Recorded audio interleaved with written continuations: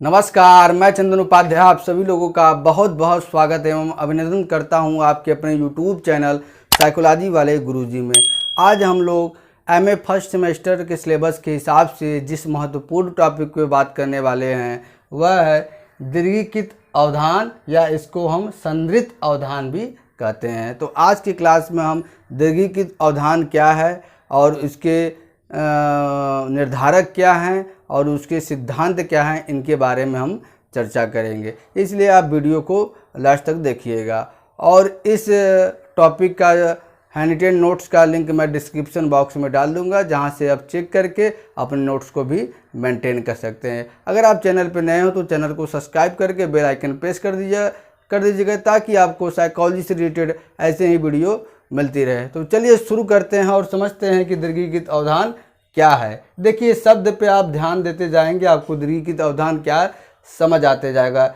एक तरफ से मैं धीरे धीरे आपको समझाऊंगा, आपको जो है चीज़ें स्पष्ट हो जाएंगी। देखिए, दीर्घिकृत अवधान, पिछले क्लासों में अवधान के विषय में हमने डिटेल में बात किया है कि अवधान क्या है। किसी भी विषय, वस्तु या घटना पे लंबे समय तक अपने ध्यान को एकाग्रचित करना ही अवधान कहलाता है। तो इसके आगे दीर्घिकृत, दीर्घ मतलब क्या होता है? लंबे समय तक। ठीक, लंबे समय तक जब हम किसी उद्दीपक पर, व्यक्ति पर, वस्तु या घटना पर अपना ध्यान केंद्रित किए रहते हैं तो उसे हम दीर्घिकृत या संदृत अवधान कहते हैं। देखिए, दीर्घिकृत अवधान वह ज्ञानात्मक मानसिक प्रक्रिया है जिसके द्वारा व्यक्ति अधिक समय तक किसी उद्दीपक पर अपना ध्यान केंद्रित किया रहता है। ठीक है, वही हमने बताया कि ये एक ज्ञानात्मक मानसिक प्रक्रिया है जिसमें क्या होता है, व्यक्ति किसी उद्दीपक पर लंबे समय तक अपने ध्यान को केंद्रित किए रहता है। और इस तरह के अवधान की दो विशेषताएं पाई जाती है। पहला क्या है विशेषता? सबसे प्रमुख विशेषता लंबी समय अवधि तक, इसमें जो व्यक्ति होगा वो किसी उद्दीपक, वस्तु या घटना पर लंबे समय तक अपना ध्यान केंद्रित करेगा। दूसरा क्या है? विशेष सतर्कता। लंबी समय अवधि और विशेष सतर्कता के बीच धनात्मक संबंध है। कोई व्यक्ति किसी वस्तु या घटना पर अपना ध्यान लंबे समय तक तब स्थिर करेगा, तब एकाग्र लगाएगा जब वो उस उद्दीपक के लिए सतर्क हो। यानी कि जब वो सतर्क हो कि उसका प्रत्यक्षीकरण करता है किसी भी उद्दीपक, व्यक्ति, वस्तु या घटना का, तो वहाँ पे उसका ध्यान लंबे समय तक रहता है और इसी को हम दीर्घिकृत अवधान कहते हैं। दीर्घिकृत अवधान के संबंध में एक प्रसिद्ध मनोवैज्ञानिक है जिनका नाम है नॉर्मन मैकवर्थ। इन्होंने 1950 में एक प्रयोग किया। इन्होंने क्या प्रयोग किया? इन्होंने प्रयोग किया, एक रेडार बनाया। ठीक, रेडार का उपयोग किया और उसका नाम घड़ी परीक्षण रखा है। ठीक है, उसका नाम घड़ी परीक्षण। एक ऐसे रडार बना दिया और उसका नाम घड़ी परीक्षण, क्लॉक टेस्ट रखा। और इसमें क्या किया? इसमें काले रंग के एक संकेतक पर ध्यान देने के लिए कहा। एक यानी कि संकेतक बना दिया काला रंग का, उस पर क्या है, ध्यान देने के लिए प्रयोजक को कहा गया। ठीक, अब आगे क्या करा कि वह संकेतक गोलाकार की सीमा पर 1 सेकेंड में, यानी कि 1 सेकेंड में कितना जाता था? 0.3 इंच। ठीक, 1 सेकेंड में 0.3 इंच की गति से आगे बढ़ता था। लेकिन कभी कभी 0.3 इंच की जगह कितना आगे बढ़ जाता था? 0.6 इंच।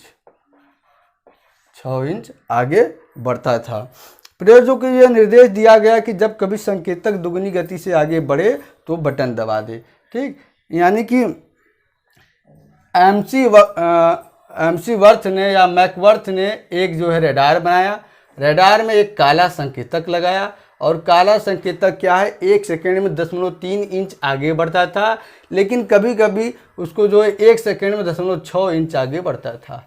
और जो प्रयोगकर्ता था वो उन्होंने कहा कि जब 1 सेकेंड में 0.3 इंच की जहाँ 0.6 इंच बढ़े तो आप जो है बटन को प्रेस कर दीजिएगा। ठीक है, बटन को आप दबा दीजिएगा।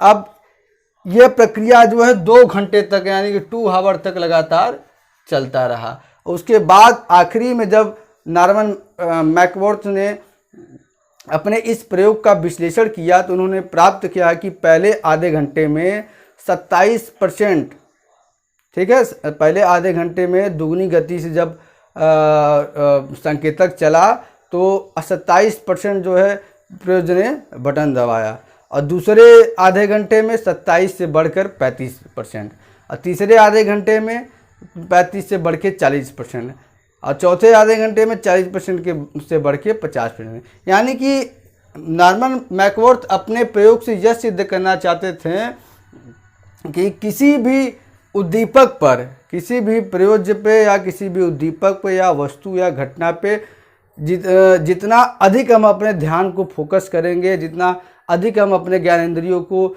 वहाँ पे एकाग्र करेंगे, हमारा जो अवधान भी लंबे समय तक रहेगा। और इसी को दीर्घीकृत अवधान की इन्होंने संज्ञा दी।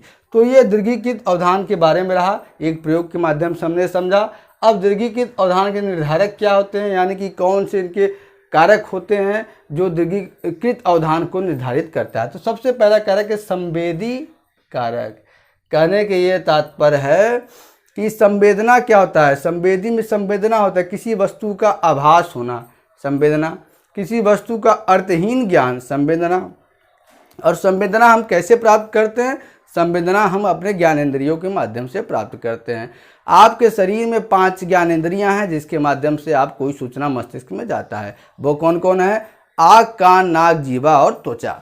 ठीक, तो कहने के ये तात्पर्य है कि संवेदना जितना ही अच्छा किसी वस्तु या व्यक्ति का बनेगा उतना ही अच्छे से उसका प्रत्यक्षीकरण होगा, और जब अच्छे से प्रत्यक्षीकरण होगा तो क्या है, वह उद्दीपक या व्यक्ति या वस्तु या घटना लंबे समय तक आपके ध्यान केंद्र में बनी रहेगी। ठीक है, तो यह है संवेदी कारक। दूसरा, उद्दीपक का गुण भी मायने करता है दीर्घीकृत अवधान को प्रभावित करने में। कैसे, जैसे उद्दीपक का गुण जो प्रयोज्य है या जो व्यक्ति है उन्हीं उद्दीपकों से प्रभावित होता है, जैसा जिन उद्दीपकों में उनका रुचि होता है, जो जिसका उसका आवश्यकता होता है, जो उसका पसंद होता है। ठीक है, आप जब बाहर निकलते हैं या कहीं जाते हैं तो तमाम उद्दीपक क्या है आपके सामने से गुजरते हैं, आपकी ज्ञानेंद्रियां उनसे प्रभावित होती है। लेकिन उनमें से कुछ ही उद्दीपक ऐसे होते हैं जिनमें क्या है आपका ध्यान केंद्र लंबे समय तक बनता है, और वह किस बात पर निर्भर करता है कि आप उद्दीपक के गुण में उसका रंग, आप जिस रंग को पसंद करते हैं उसका अवधान लंबे समय तक बनेगा, आकार, रूप, ये सभी चीज़ें जो है मायने रखती हैं आपको दीर्घीकृत अवधान को निर्धारित करने में। तीसरा है सक्रियता अवधि। सक्रियता अवधि मतलब कोई भी उद्दीपक जितना ज़्यादा सक्रिय रहेगा, एक्टिव फॉर्म में रहेगा, वो हमारे अवधान में लंबे समय तक बना रहेगा, और कोई उद्दीपक जितना ज़्यादा पैसिव रहेगा, निष्क्रिय रहेगा, वो हमारे अवधान में उतना समय तक नहीं बना रहेगा। जैसे चलती हुई ट्रेन जो है उसको आप देखते हैं, ठीक है, तो वो आपके ध्यान में लंबे समय तक बनी रहती है। ठीक, और उसके बाद जैसे रुकी हुई ट्रेन है तो उसको देखते हैं तो उतना आपके ध्यान लंबी समय तक नहीं बनी रहती है जितना कि आप चलती हुई ट्रेन को देखते हैं। अगला हमारा पृष्ठभूमि कारक भी दीर्घीकृत अवधान को निर्धारित करने में महत्वपूर्ण भूमिका निभाता है। पृष्ठभूमि क्या होता है, किसी भी वस्तु, व्यक्ति, घटना के पीछे का जो भाग होता है, पीछे का जो हिस्सा होता है उसे हम पृष्ठभूमि कहते हैं। ठीक है, जैसे मान लीजिए ये लगा हुआ है, व्हाइट बोर्ड लगा हुआ है, ठीक है, अब इसके पीछे का भाग क्या है, पीछे का भाग में जो है कि अच्छे से जो है रंग हो उसका और अच्छे से देखने में अच्छा लगे, तो क्या है उस उद्दीपक पे जो है आपका ध्यान लंबे समय तक चलेगा। जैसे कि कोई उद्दीपक मान लीजिए है, यहाँ पे हम रखते हैं, ये उद्दीपक कोई है यहाँ पे, ठीक, और इसके जो बैकग्राउंड है, बैकग्राउंड जो है अच्छा है, कुछ अनोखा है, तो क्या है ये हो सकता है कि आपका ध्यान उस पर लंबे समय तक बनी रहे। अगला है पांचवा, अभिप्रेरणात्मक कारक, यानी कि मोटिव्स या मोटिवेशन भी आपके दीर्घीकृत अवधान को प्रभावित करता है। वो कैसे, देखिए किसी चीज़ के लिए आप जितना ज़्यादा मोटिवेट होंगे उस पर आपका ध्यान अधिक जाएगा। जैसे आपको जो है आईएएस बनना है, आईएएस के लिए आप मोटिवेट हैं, ठीक है, तो आप मोबाइल खोलेंगे तो क्या है मोबाइल में भी आईएएस की वीडियो देखना पसंद करेंगे। ठीक है, तो ये मोटिवेशन भी आपके जो है दीर्घिकृत अवधान को निर्धारित करने में बहुत ही महत्वपूर्ण भूमिका निभाता है। तो ये बात हुआ दीर्घिकृत अवधान के निर्धारक के संबंध में।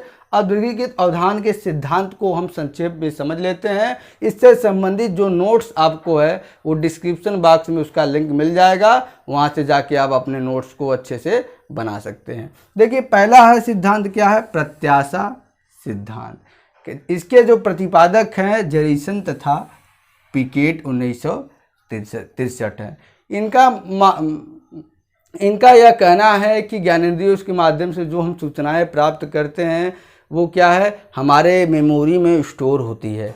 ठीक, और उसे ही हम अनुभव कहते हैं। वो अनुभव क्या है, हमें किसी भी उद्दीपक को लंबे समय तक अपने ध्यान केंद्र में रखने में मदद करता है। कैसे मदद करता है, जैसे अभी जो है जब से आप पैदा हुए हैं, तो पैदा होकर जब आप बड़े हुए हैं तब से आपके पिछले काल में जो भी घटनाएं हुई या जो भी चीज़ आपने सीखा पढ़ा वो आपके दिमाग में स्टोर होता है। अब वही डिटरमाइन करता है कि आप किसी भी उद्दीपक पर ध्यान कैसे केंद्रित करते हैं। जैसे कि आपने सीखा, मैथ का फार्मूला सीखा शुरुआती कक्षा में, एडिशन सीखा, आपने टेबल सीखा, तो जब आप बड़े कक्षाओं में हो जाएंगे, आप जो है 11th-12th में जाएंगे, बीएससी मैथ से करेंगे, तो क्या है वही बेसिक चीज़, उसी के कारण क्या है, वही जो अनुभव आपके दिमाग में स्टोर है उसके कारण ही जो क्या है उसको आप अच्छे से एकाग्रचित होकर करते हैं। तो कहने की यह तात्पर्य है कि आपके अनुभव क्या है, आपको आपके अवधान को लंबे समय तक बनाए रखने में बहुत ही मदद करते हैं। दूसरा है उत्पन्न प्रेक्षण दर सिद्धांत। इसके प्रतिपादक हैं जेरिसन। ठीक है, इसके प्रतिपादक कौन है, जेरिसन 1970। इन्होंने कहा, देखिए, उत्पन्न प्रेक्षण दर सिद्धांत, किसी वस्तु, व्यक्ति या घटना का जितने ही अच्छे तरीके से आप ऑब्जर्व करेंगे, निरीक्षण करेंगे, उतने ही अच्छे तरीके से इसके बारे में आप समझेंगे और उस वस्तु या व्यक्ति या घटना पे उतने ही लंबे समय तक आपका ध्यान बना रहेगा। ठीक है, इसलिए इसको उत्पन्न प्रेक्षण दर, प्रेक्षण की मात्रा जितनी ही ज़्यादा होगी अवधान उतने ही लंबे समय तक रहेगा, प्रेक्षण की मात्रा जितनी ही कम होगी अवधान उतने ही कम समय तक रहेगा। तीसरा है संकेत पहचान सिद्धांत। इसके प्रतिपादक हैं ग्रीन्स और स्वेट 1966। इन्होंने देखिए संकेत, सिंबल को पहचानने वाला सिद्धांत है।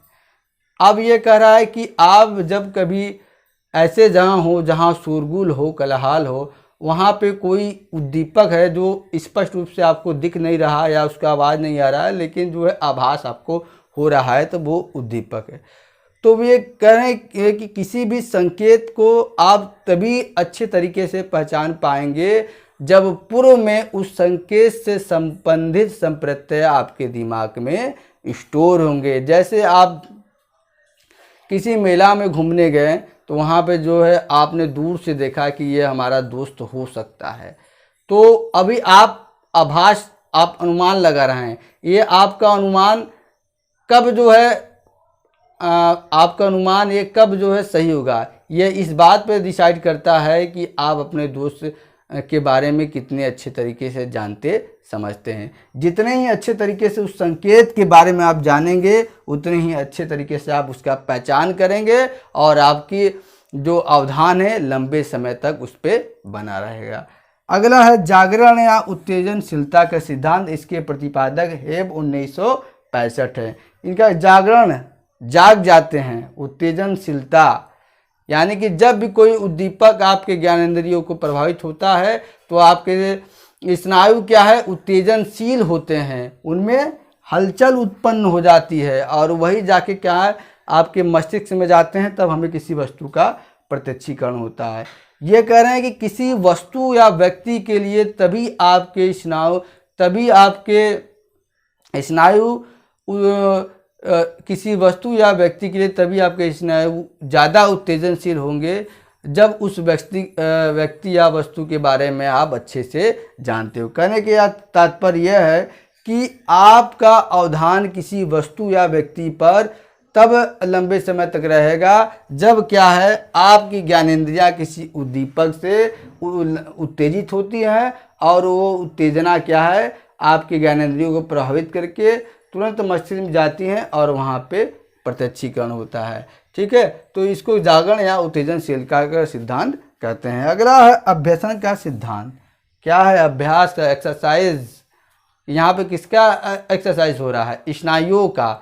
जब कोई उद्दीपक, व्यक्ति, वस्तु या घटना बार बार आपके ज्ञानेंद्रियों के सामने आता है तो आपकी स्नायु क्या है, अभ्यस्त हो जाती है और आपका ध्यान उस उद्दीपक, वस्तु या व्यक्ति या घटना पे लंबे समय तक बनता है। जैसे कोई आप नया कॉन्सेप्ट पढ़ रहे हैं, एक बार आपने पढ़ा, उसको आपको अच्छे से नहीं समझ में आया, आपने 2 बार पढ़ा, 4 बार पढ़ा, 5 बार पढ़ा, तब क्या है, स्नायु अभ्यस्त हो जाते हैं उस समय। क्यों?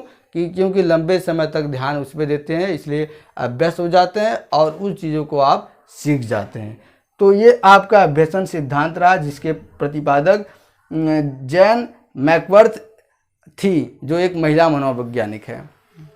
तो इस तरह से हमने दीर्घित अवधान के निर्धारक सिद्धांत और दीर्घित अवधान या संदृत अवधान क्या होता है उसके बारे में हमने चर्चा किया। इससे संबंधित हैंडरिटन नोट्स का लिंक आपको डिस्क्रिप्शन बॉक्स में मिल जाएगा। आप यहाँ से कॉन्सेप्ट को समझने के बाद जाकर डिस्क्रिप्शन बॉक्स चेक कर लीजिएगा, जिससे आप अपने नोट्स को भी मेंटेन कर सकते हैं। इस टॉपिक से संबंधित अगर कोई डाउट आपको हो तो आप कमेंट बॉक्स में पूछ सकते हैं, उसका जवाब देने का मैं पूरी कोशिश करूंगा। तो आज की क्लास में इतना ही, मिलते हैं हम अपने अगले क्लास में किसी और नए टॉपिक के साथ। तब तक के लिए आपका बहुत बहुत धन्यवाद।